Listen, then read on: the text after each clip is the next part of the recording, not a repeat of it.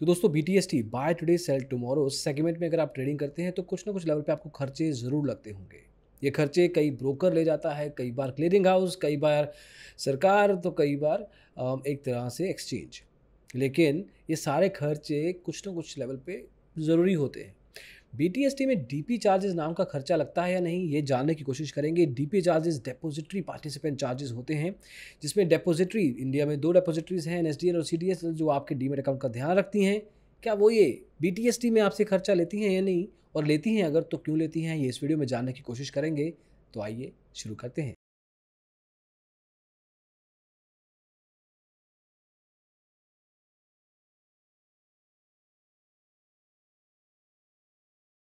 तो दोस्तों 2 जून 2021 तक DP चार्जेस एक्चुअल में आपको नहीं लगते थे। आपके डीमैट अकाउंट के थ्रू जो भी BTST ट्रांजैक्शंस होती थी, उसमें जो भी खर्चा होता था DP लेवल पे आपकी जेब से नहीं जाता था।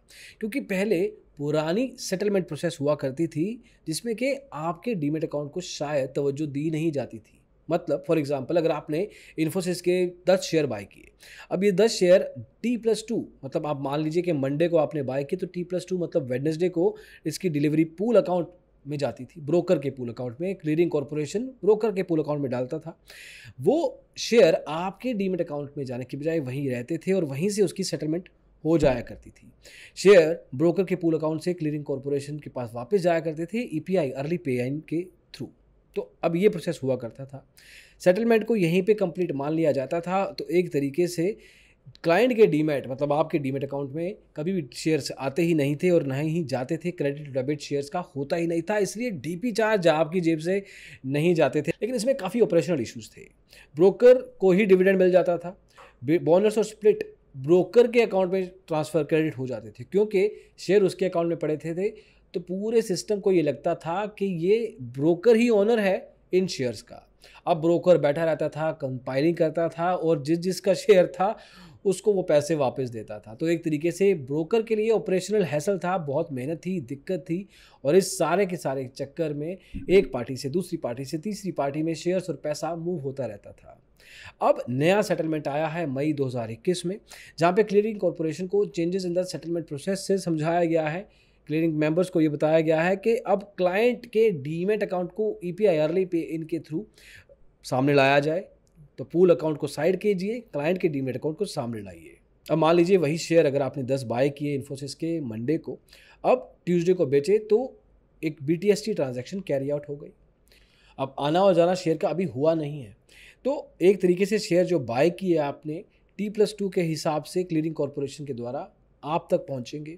लेकिन उसको साथ के साथ ही अर्ली पे इन EPI के लिए मार्क कर दिया जाएगा। साथ के साथ कह दिया जाएगा कि आए हैं लेकिन निकलने वाले हैं। तो एक तरीके से ईयर मार्क वो साथ के साथ ही हो जाएंगे आपकी डीमैट अकाउंट में पहुंचते ही। लेकिन आपको कभी भी ट्रेडिंग प्लेटफॉर्म में दिखेंगे नहीं। वो बैकग्राउंड में ईयर मार्किंग हो चुकी है, मतलब आते ही पर्ची कटा चुके हैं जाने की। और एक तरीके से क्लियर ही हो गया ये चीज़ क्लियरिंग कॉर्पोरेशन को कि ये अब क्लाइंट के डीमैट अकाउंट में चार्ज लगाया जाएगा, ना कि ब्रोकर के पूल अकाउंट में। तो जो अब डीमैट अकाउंट आपका था, इसी में ही DP चार्जेस लग जाएंगे। अब अलग अलग ब्रोकर्स के अलग अलग DP चार्जेस हैं, लेकिन वो आपको बाद में बताएंगे। इससे बहुत सारी दिक्कतें जो सॉल्व हुई पहले वो बताते हैं। डिविडेंड आपके बैंक अकाउंट में डायरेक्टली आएगा, ब्रोकर की ज़रूरत नहीं है। बोनस और स्प्लिट्स जो होते हैं वो भी आपके डीमैट अकाउंट में सामने से आएंगे। अब कोई TDS करता है तो आपके फॉर्म में दिखाई देगा, ब्रोकर के नहीं। तो बहुत सारी कन्फ्यूजन जो पहले मार्केट में हुआ करती थी, डीमैट अकाउंट से शेयर का आना जाना, बोनस और स्प्लिट, कॉर्पोरेट डिविडेंड्स, ये सब कुछ दिक्कतें अब बाहर से ही खत्म। अब अलग अलग ब्रोकर अलग अलग चार्ज लेते हैं DP चार्जेस का, ये आपको पता होना चाहिए। जब भी शेयर निकलेगा आपके डीमैट अकाउंट से, पर स्क्रिप चार्ज होता है। चाहे आप 1000 शेयर खरीदें एक कंपनी के, चाहे एक, आपको DP चार्ज एक ही दिन में एक ही स्क्रिप का एक ही बार देना पड़ेगा। तो मान लीजिए कि ज़रोडा 13.5 रुपये लगाता है, प्लस GST होगा हर एक में। एंजल ब्रोकिंग 20 रुपये, मोतीलाल ओसवाल 35 रुपये, IFL 18.5, 5 पैसा 12.5 रुपये। ऐसे बहुत सारे और ब्रोकर्स भी हैं इंडस्ट्री में जो अलग अलग खर्चे आपको लगाते हैं। लेकिन क्या करें, पार्ट ऑफ द गेम। तो एक तरीके से अगर आप BTST करते हैं, DP चार्ज आपको दिखे कॉन्ट्रैक्ट नोट में, तो उससे हैरान मत होइएगा, क्योंकि there is a reason for that. और इस वीडियो में वही बताने की कोशिश की है। अभी के लिए इतना ही दोस्तों, अगले वीडियो में जल्दी मिलेंगे। कोई डाउट्स हैं, क्वेरीज हैं, इश्यूज़ हैं, प्रॉब्लम्स हैं, कमेंट्स में पूछिए, हम आंसर ज़रूर करेंगे। Thank you so much, take care, bye bye.